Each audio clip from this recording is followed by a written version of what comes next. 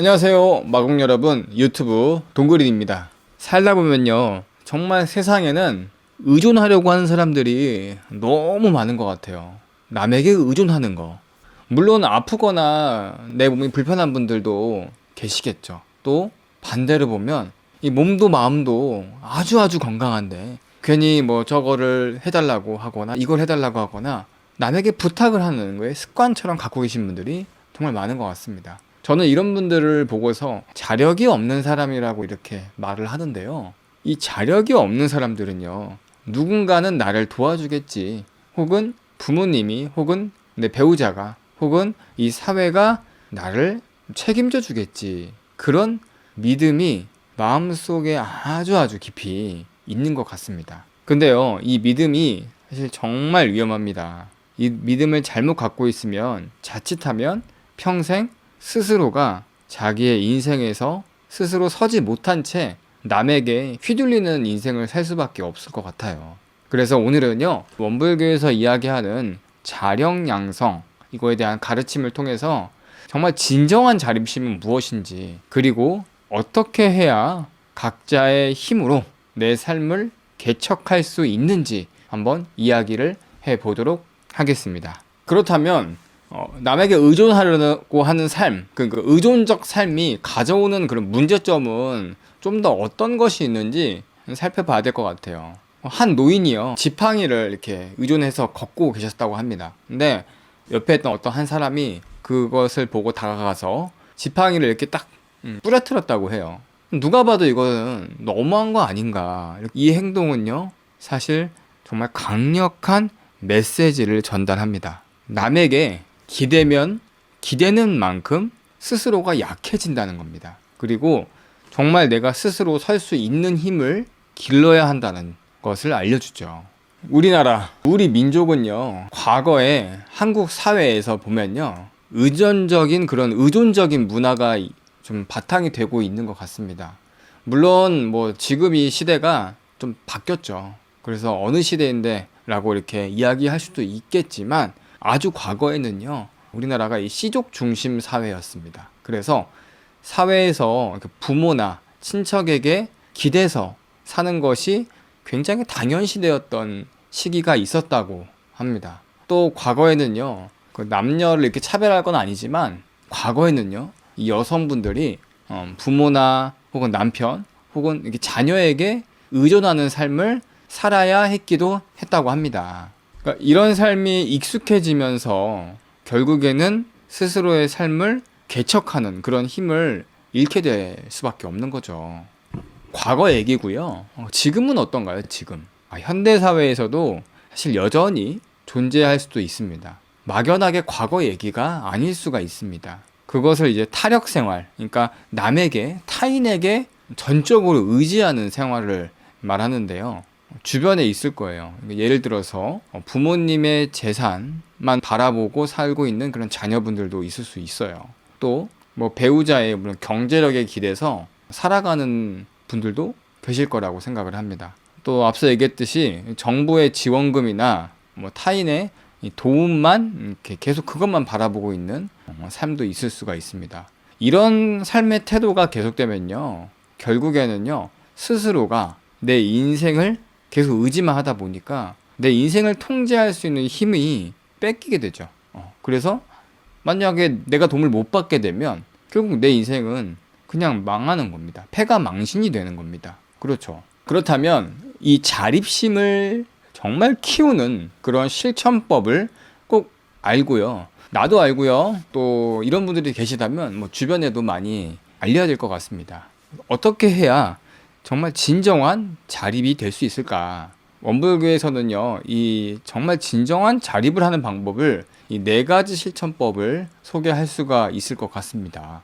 첫 번째는요, 바로 남에게 의뢰하는 의뢰 생활을 철저하게 일단 끊어보는 겁니다. 남에게 일단 기댈 수 있습니다. 하지만 기대는 순간 나는 노예가 된다고 생각을 해야 돼요.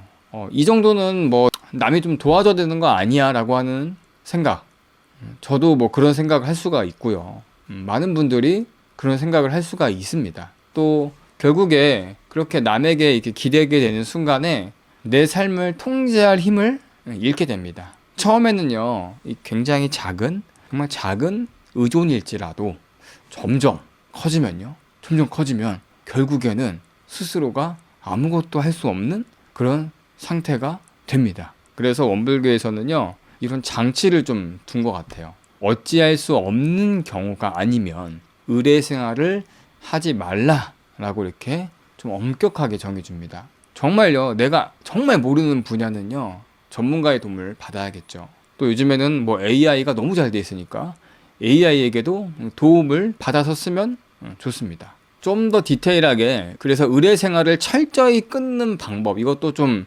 순서대로 좀 하면 좋을 것 같아요. 첫 번째는요, 먼저 작은 문제들이 발생했을 때 스스로 해결하는 습관을 들여보는 겁니다. 그리고 요즘 초등학교에 가면은 초등학교 선생님들이 아이들이 자립심에 대해서 그렇게 얘기를 많이 한다고 합니다. 그래서 아이들에게도 이 얘기를 꼭 해주셔야 됩니다. 바로 작은 문제에서부터 스스로 해결해 보는 겁니다. 두 번째는요, 누군가에게 내가 도움을 요청하기 전에 먼저 내가 할 수 있는 방법을 3가지 이상을 한번 생각을 해 보는 겁니다. 이것도 엄연히 내가 할 수 없는 분야에서도 최선을 다해보자는 거예요. 세 번째는요, 자, 이 말을 굉장히 되새겨야 됩니다.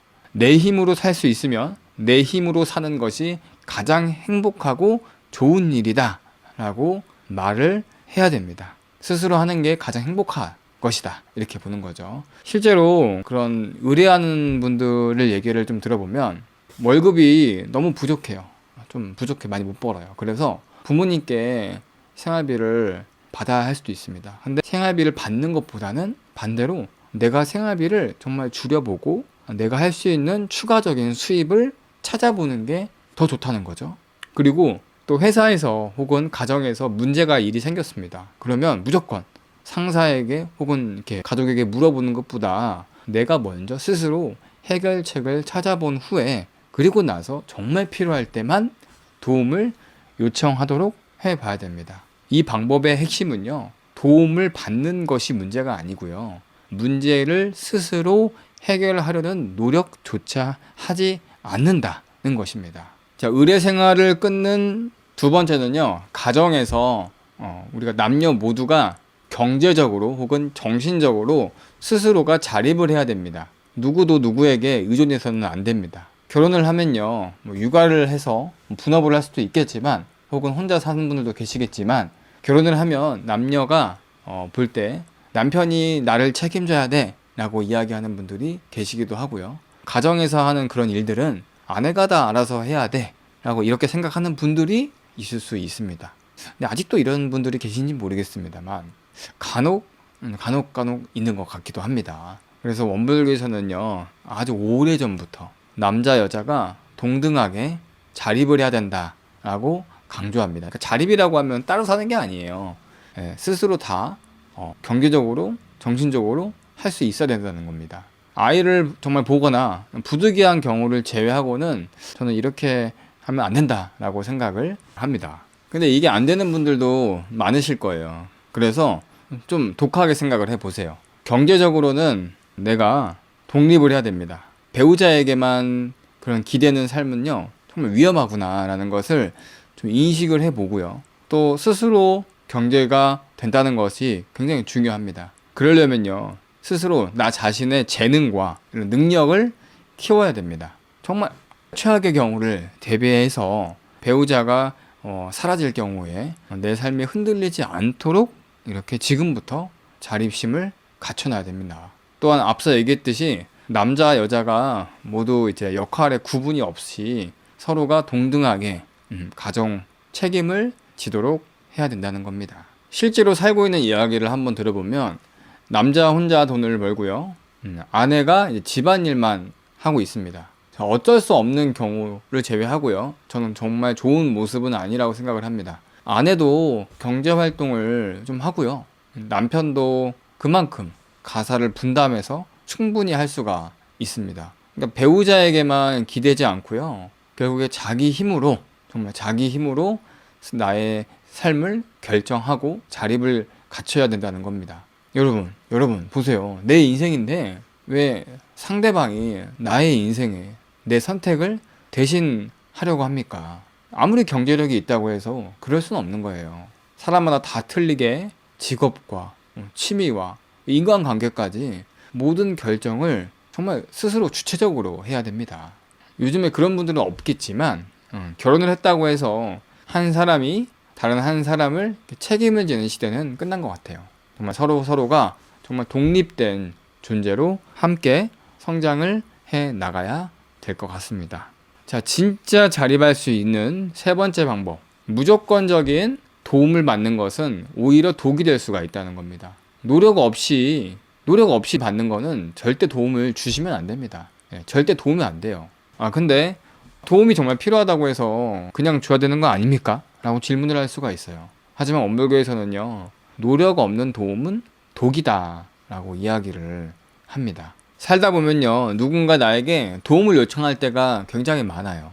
그렇다면 먼저 그 사람이 정말 노력을 하고 있는지 그걸 먼저 확인을 해보세요. 그리고 스스로가 노력을 하고 있는 모습이 있다면 상관없지만 노력이 없는 사람에게는 우리는 무조건적인 도움을 서로를 위해서 주지 말아야 됩니다. 혹은 정말 도움을 줘야 된다 라고 생각을 하면 도움을 주세요. 주시고 그 사람이 자립을 할 수 있도록 이렇게 잘 이렇게 안내하고 유도를 해줘야 됩니다.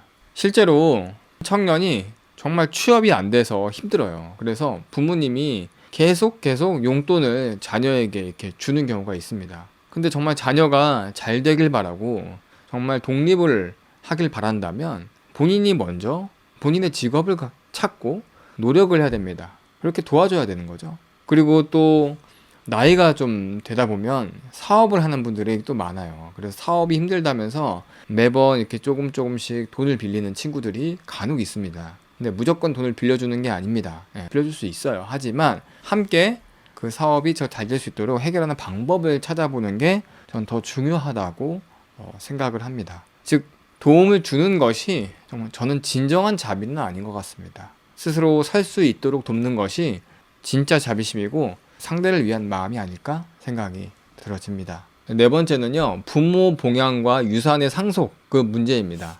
모든 자녀는요 평등해야 됩니다. 그쵸? 하나가 낳든 둘을 낳든 많이 낳으면 다 평등해야 되죠. 근데 과거에는 어땠어요? 첫째가 최고였죠. 첫째가 최고예요. 그리고 남자가 더 좋았을 것 같긴 합니다. 첫째가 당연히 또 부모님을 모셔야 돼요. 그래서 재산도 유산도 첫째가 독차지를 했습니다. 근데 요즘은 그런지는 모르겠습니다. 하지만 원불교에서는요, 모든 자녀가 동등한 책임과 권리를 가져야 한다고 이렇게 가르칩니다. 그래서 원불교 경전에 보면은 차자, 그러니까 둘째 이상 그 아래도 부모 생전의 사후를 예로서 하라고 이렇게 말씀을 해주셨어요. 또 그렇다면 부모님이 이제 아프시거나 나이가 드시면 이제 어떻게 해야 될까, 그런 궁금증이 좀 들 수가 있습니다. 부모님이 아플 때, 부모님은 봉양을 할 때, 봉양이라고 하죠. 봉양을 할 때 형제 자매가 당연히 함께 책임을 져야죠. 그리고 유산도 공평하게 나누어야 됩니다. 남녀 구별 없이 부모에 대한 책임을 다하고 남녀 구별 없이 재산도 공평하게 가져야 한다라고 원불교에서는 이야기를 합니다. 이런 것까지 이야기를 해주더라고요. 즉 부모에 대한 책임도 또 유산도 모든 자녀가 공평해야 한다.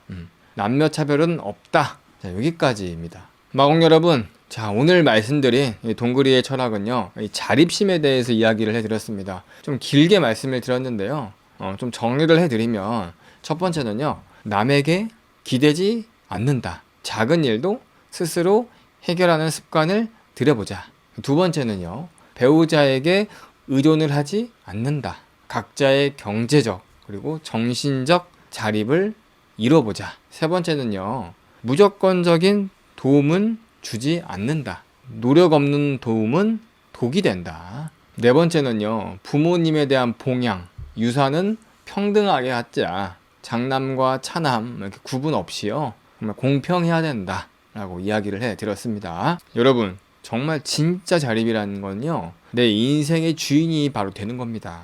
남에게 기대는 삶은 결국에 내 삶이 무력하게 됩니다. 스스로 해결을 해보고 스스로 결정을 해보고 스스로 책임을 지는 것, 이것이 바로 원불교에서 알려드리고 있는 그런 자력 양성의 해당하는 본문 경전 내용입니다. 자, 오늘도 조금 길게 이야기했습니다. 오늘 이야기 어떻게 잘 들으셨나요? 혹시 지금 누군가의 도움이 없이는 살 수 없다고 그렇게 느끼시나요? 그렇다면 지금이 바로 이 자력양성을 실천할 때라는 겁니다. 제가 늘 누누이 말씀드리죠. 작은 것부터 시작을 해보세요. 하루에 한 가지라도 내 힘으로 해결하는 습관을 잘 들이면요. 그 작은 힘이 쌓이고 쌓여서 진정한 자립심이 길러질 겁니다. 자, 오늘부터 동구리와 함께 실천을 해보도록 하겠습니다.